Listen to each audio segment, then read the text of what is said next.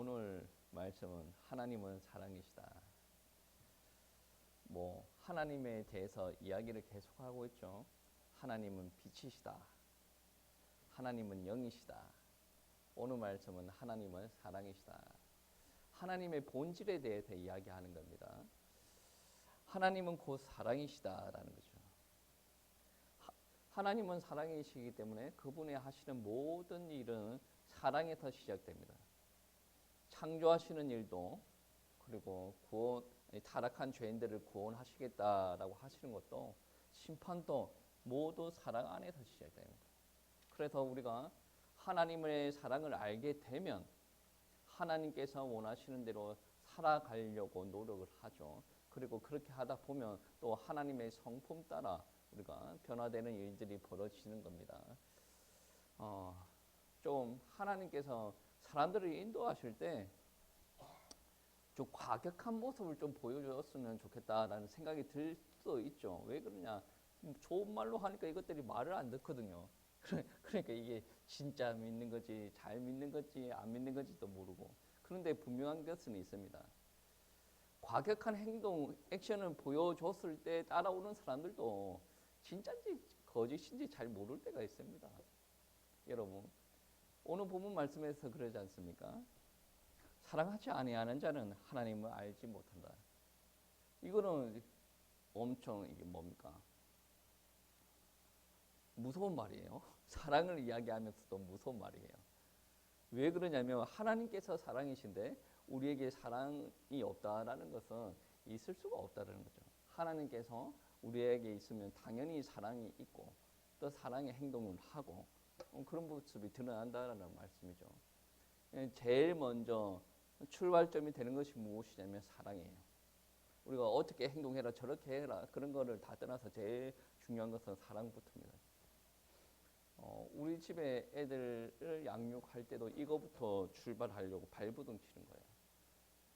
계속 과격한 행동을 안 하려고 노력을 하죠. 계속 가르치려고 합니다. 제일 먼저 시작되는 것이 사랑이고 그 다음에 가르칩니다. 그리고 애들이 움직이게 하는 거죠.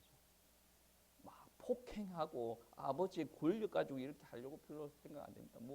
화가 날 때는 화도 내기는 하죠. 근데 본질적으로 그렇게 안 한다는 거죠. 애들이 집에 왔을 때 어떤 소리를 하냐면 누구가 이런 것을 강요를 한다는 거죠. 그래서 자기네들이 왜 그렇게 하냐라고 이야기를 했더니 무조건 해 이렇게 한다는 거지.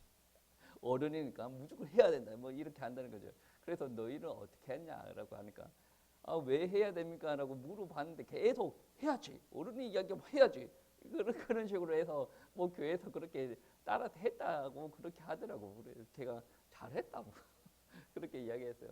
여러분 이거 한번 생각해 봐야 되는 게 아주 심각한 문제예요. 아이들이 중학교 들어가고 고등학교 들어가면 내 말을 듣지 않아. 이것은 사춘기 때문이다라고 진단하기에는 너무 큰 사건이에요. 어떤 부분은 이렇게 하죠. 이렇게 이야기합니다. 유치원, 초등학교 다닐 때는 애가 너무 착했는데 중학교 들어가면서 이제 애가 내 말을 안 듣고 지 마음대로 하고 막 그런다. 어떻게 생각하십니까? 저는 그 말 들을 때마다 애가 불쌍하다. 교육의 첫 단추부터 잘못 끼워졌다. 제가 이야기했죠. 시작은 사랑이고 그 다음부터는 가르쳐야 돼요. 가르치는 힘이 없는 사람들은 힘을 행사하는 거죠. 폭언을 하든가 육체적인 무언가를 하든가 해서 애를 굴복을 시켜요. 그러면 이제 초등학교까지는 애가 말을 들어. 근데 중학교 들어갔어요. 이제 내 마음대로 할 수 있을 것 같아. 힘도 좀 생겼어요. 고등학교 들어갔어요. 말 아예 안 듣죠. 이것은 사춘기라서 그런 게 아니에요. 교육이 잘못돼서 그런 겁니다. 잘 한번 생각해 보세요. 제가 우리 집 아이들이 사춘기가 없을 거라고 이야기를 하는 것은 아닙니다. 사랑부터 출발해서 계속 가르친다고 했죠. 계속 왜 그래야 돼요? 라고 물으면 설명을 해줘요. 당연히 해야지. 그렇게 안 한단 말이에요. 설명을 하고 납득이 안 되더라도 머릿속에서는 어느 정도 이해가 가게끔 만들어놔요. 그런데 이런 것이 부모의 역량이라고 저는 보는데 가르치는 사람들이 이게 안 되어지고 이게 말문이 막힌단 말이에요. 그러니까 해야지 라고 하는 순간에 애들은 벌써 마음에 담을 쌓기 시작합니다. 보여지는 게 다가 아니에요. 보여지는 게 다가 아니고 양육이에요. 계단을 한 개 밟아가야 돼요. 어른인데 아직 이런 양육을 받지 못했다. 그러면 처음부터 다시 시작해요. 하나하나 밟아가야 돼요. 이게 저는 하나님께서 우리를 양육시키는 방법이다라고 저는 생각을 합니다. 여러분, 하나님께서 아브라함을 부르셨어요.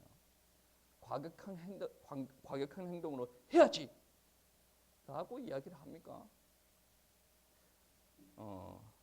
갈대아 우르를 떠나라 라고 이야기하고 순종을 합니다. 그리고 나서 하나님의 말씀을 한 번씩 어기는 일들이 벌어지죠. 그러면서 하는 말이, 그때마다 하는 말이 뭡니까? 내가 너를 열국의 아버지로 삼겠다. 내 후손으로 말미암아 만민이 복을 받게 하겠다. 또 이야기합니다. 네 후손이 바다의 모래알 같이 많게 하겠다.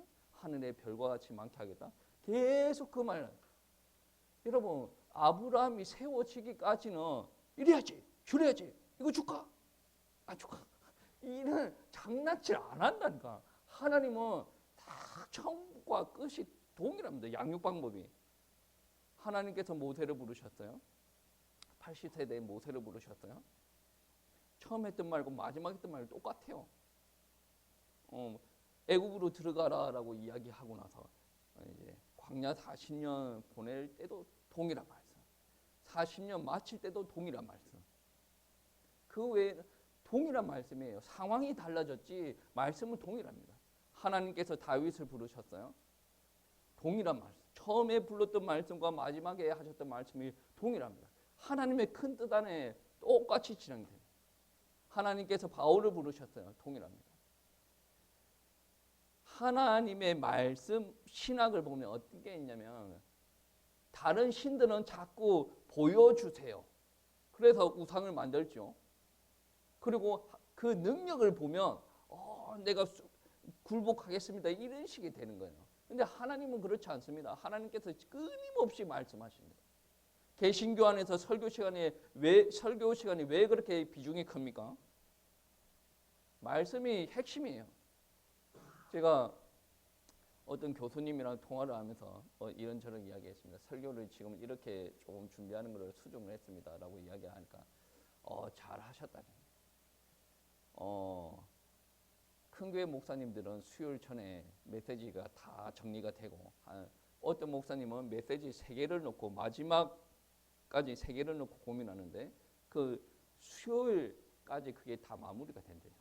그러면서 이제 교회 공고 다 띄우고 교회 모든 프로그램, 찬양, 기도, 그 설교 메시지로 돌아갑니다. 미리 설교 본문이 다 나오니까. 그렇게 해야 돼요. 그렇게 해야지 체질을 바꿔놔야지 앞으로 크게 쓰임받는다. 그렇게 해야 된다. 뭐 그런 이야기합니다. 제가 그 이야기 들었을 때 어떤 느낌이 들겠습니까? 저분은 나를 골타 먹이려고 저렇게 하는 거야. 말 안 따르죠. 저도 믿거든요.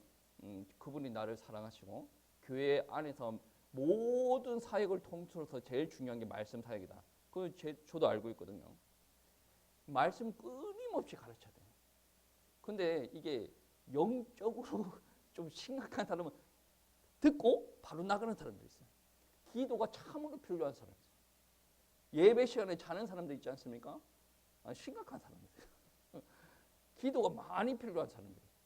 피곤해서 잘 수도 있죠. 근데 제가 신앙생활을 해보니까 제가 마지막 잔 기억이 고등학교 때 예배, 고3 때 예배 드릴 때 잔 기억이 있는데 그 뒤로 그렇게 힘든데도 잠이 안 와요. 안 온다기보다는 기도하면서 버티는 부분들도 많았습니다. 군대에서 아주 힘들 때 예배 듣다 거의 이런 적은 있는데 그 외에는 그런 적은 없어요. 저는 그렇게 살았거든요. 그러니까 예배 드릴 때 잔다 이거를 이해를 못 하겠는 거예요.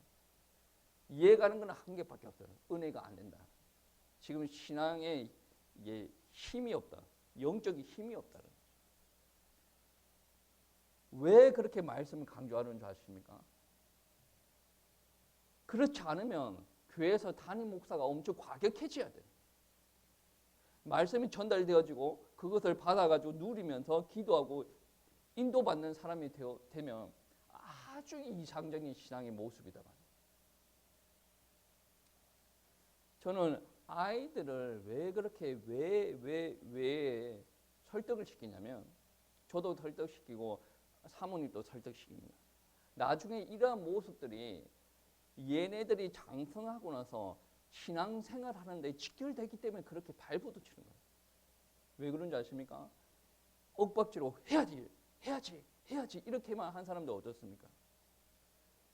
교회에서 생활하는데 실제적인 훈련이 안 되는 거예요. 만약에 이런 얼마 전에 추석이잖아. 돈 받았잖아. 하나님 앞에 11조 해야지. 좋은 말이에요. 설명이 되어야 된다. 왜 11조 해야 되는지 모르는데 내가 돈 받았다고 해서 11조를 하면 교회가 도둑질 하는 것처럼 느껴지지 않겠습니까? 자기 돈인데. 하나하나 설득이 되어지고 설명이 되어져야 돼요. 강압적으로 양육한 사람들은 그 강압적인 힘을 뛰어넘을 만큼 애가 성장하는 순간에 컨트롤이 안 됩니다. 그 시점이 어디냐? 중학교, 고등학교. 사춘기라서 그런 게 아니고 물론 사춘기도 조금 영향이 있습니다. 유치원 다닐 때, 초등학교 다닐 때 내 마음대로 애를 주물럭 할 수가 있단 말이에요.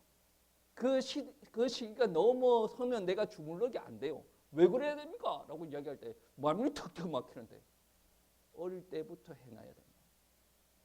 그러니까 왜에 대한 납득이 되면 움직이는 거죠.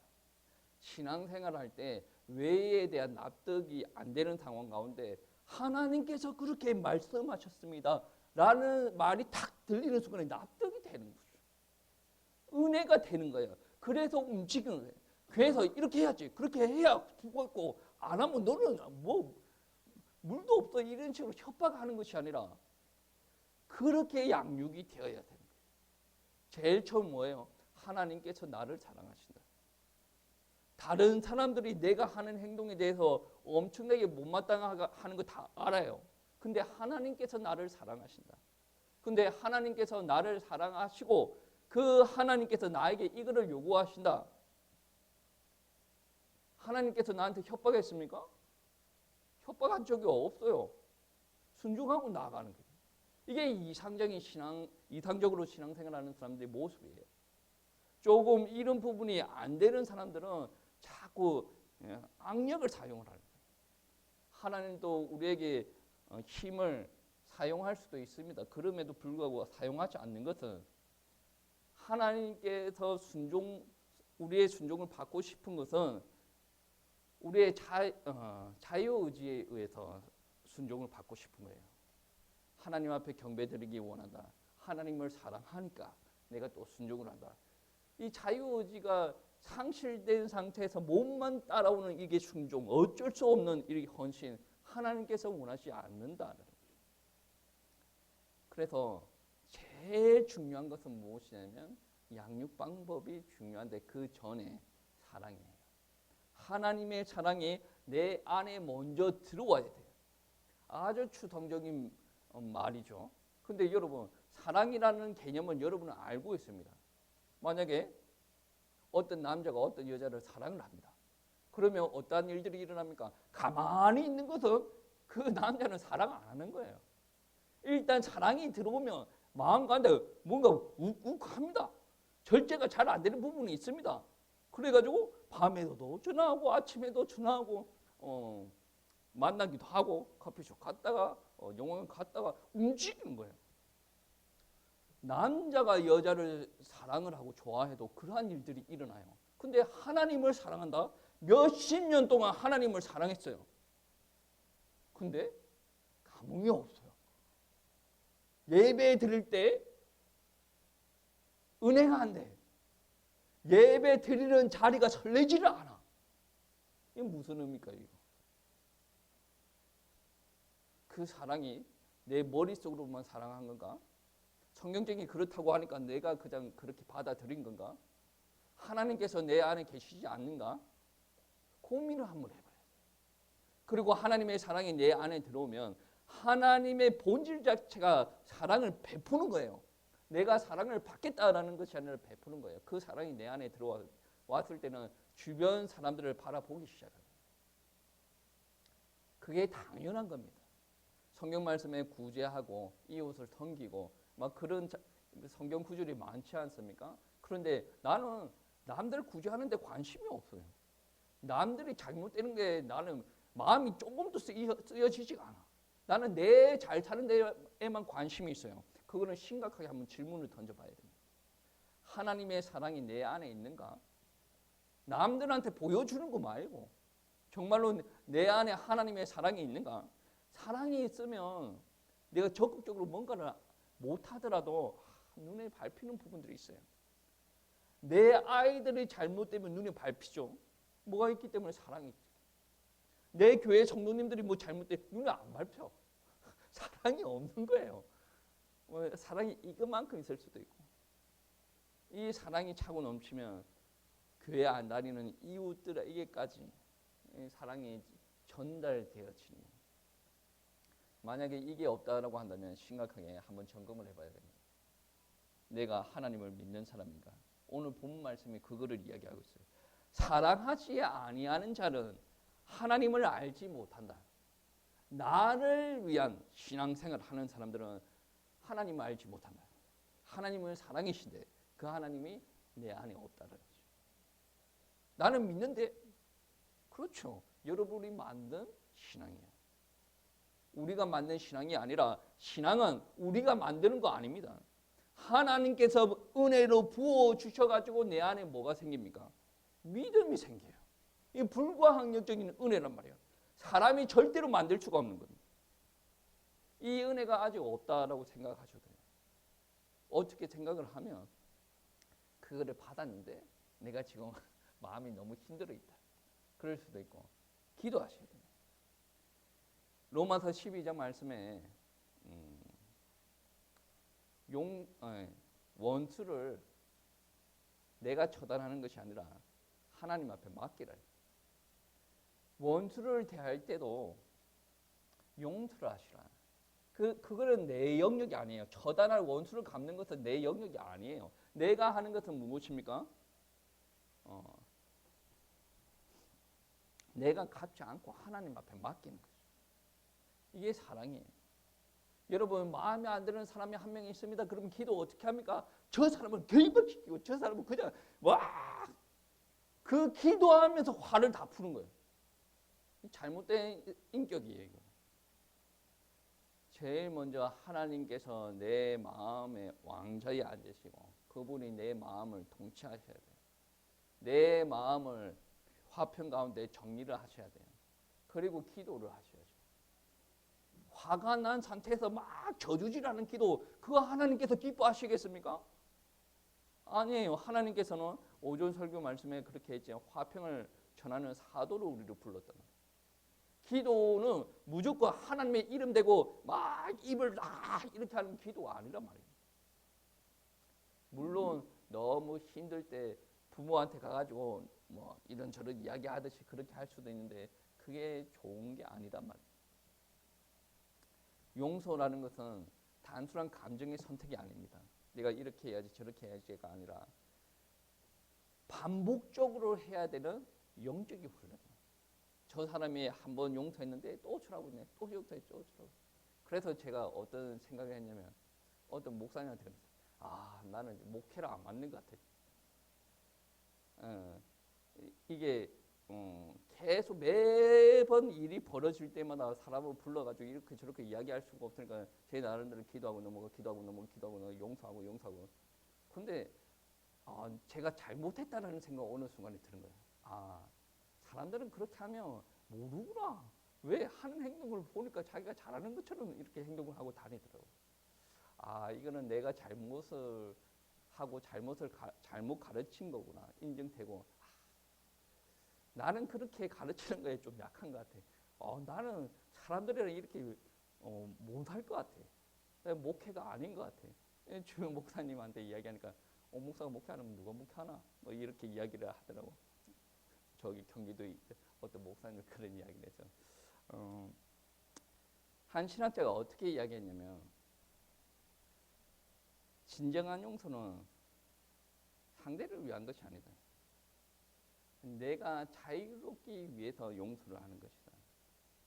여러분, 용서해야 될 상대가 많다라는 것은 여러분을 성숙시키기 위함입니다. 사람들이 성숙하기 싫어하잖아요. 운동도 마찬가지입니다.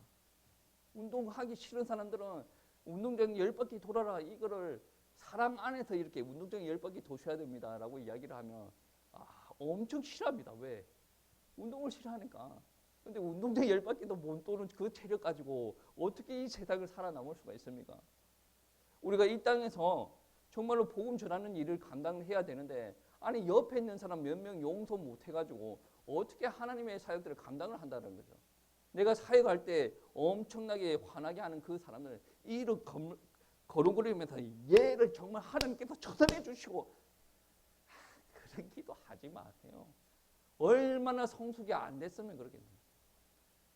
내가 하나님 앞에 하나님 이 영혼을 용서할 수 있도록 은혜 주세요 라고 그 말을 듣고 싶어하는 하나님이다 라고 한다면 계속 내 주변에 그런 문제를 일으킬 겁니다. 성숙과 연결된 거예요. 신앙생활은 정말 성숙된 사람들만 할 수 있는 겁니다. 어떻게 보면 목사들보다 부처님들이 더 인격적으로 훌륭하다라고 그러죠. 시스템이 그럴 수밖에 없는 시스템이에요. 스님들은. 교회도 목사도 훌륭해야 돼요. 지금 제 말이 약간 어떻게 생각하면 스님들이 훌륭하다 그렇게 들릴 수도 있는데 제 말은 지금 그게 아니에요. 스님보다 훨씬 훌륭해야 되는 사람들이 그거를 감당하지 못하고 있단 말이에요. 평신도도 우리 성도님들도 마찬가지예요. 훨씬 더 성숙해야 되는 사람들이 하나님의 말씀을 받고 그것을 기도로 연결을 시키지 못하고 있다. 그리고 살아내지 못하고 있다. 근데 순종을 단순히 어떻게 받아들이냐면 목사님이 어떻게 이야기를 하면 그 예하고 따라가는 그 정도의 순종을 이야기를 하고 있단 말이죠. 여러분 정말로 하나님 앞에 귀하게 쓰임 받고 싶습니까? 말씀 들으세요. 기도하세요. 순종하세요. 그게 어디서부터 출발됩니까? 내가 하나님을 사랑하는 데서부터 출발돼요. 그래서 친례 받는 것도 아무나 친례 안 줍니다. 내가 하나님을 믿는다. 예수 그리스도 말미암아 내가 구원받았다. 신앙을 고백하는 사람들한테 그렇죠. 교회 안에서 아무나 헌신을 시킵니까? 똑똑하다고 아무나 시킵니까? 아니요. 하나님을 믿는다라고 고백하는 사람, 사랑하는 사람, 내가 하나님을 위해서 간절히 이 사역들을 감당을 하고 싶다. 열망이 차흘러 넘치는 사람이 헌신의 자리에 앉았을 때 하나님께서 축복하시는 거예요. 하나님께서 나를 사랑하셨어요. 그 사랑이 내 안에 임했습니다. 그 사랑이 계속 나한테 이렇게 역사하니까 나도 그 사랑을 닮아가는 거죠. 그 사랑을 또 전하고 싶습니다. 그래서 우리의 삶은 어떤 삶이 됩니까? 하나님의 사랑을 닮아가는 사랑이 되는 거죠. 근데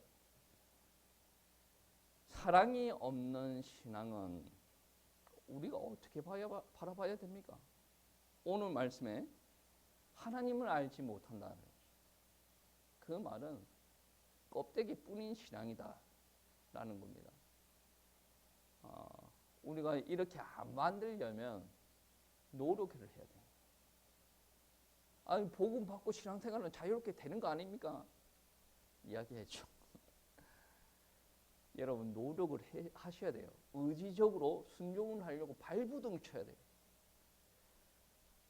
한국에서는 그렇게 이야기하는 목사님이 거의 없었는 것 같은데 하나님께서 다 하신다 막 그러면서 아무것도 안 하려고 하는 사람들이 있어요.